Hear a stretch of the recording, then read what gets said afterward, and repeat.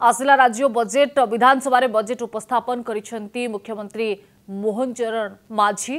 तेबे एथर बजेट रे किछि नुआ योजना मध्य घोषणा करिसेंती सरकार। चलित थर मोट बजेट रो परिमाण 2,90,000 कोटी रही।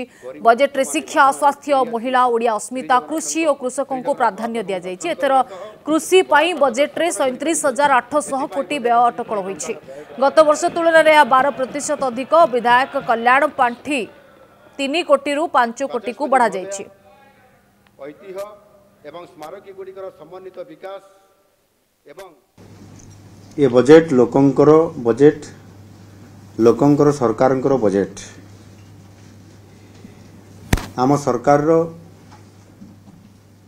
जो लक्ष्य अछि 2036 सुधा ओडिशा को समृद्ध ओडिशा हिसाब रे देखिबा पाई एवं सेथि पाई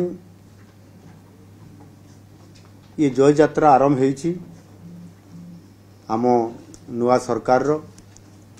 आ सेथि पाई आमे गोटे बड़ लक्ष्य रखिकरी ओडिशार लोकन को स्वावलंबनशील करने सहित प्रत्येक क्षेत्र में आगु को जीवा पाई आमे निरंतर भाव में ये काम करिया पाई ये प्रक्रियाकरण आमे आरंभ करिछु।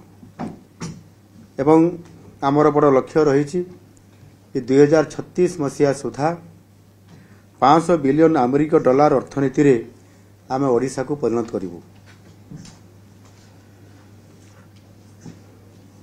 विकसित ओडिशा पई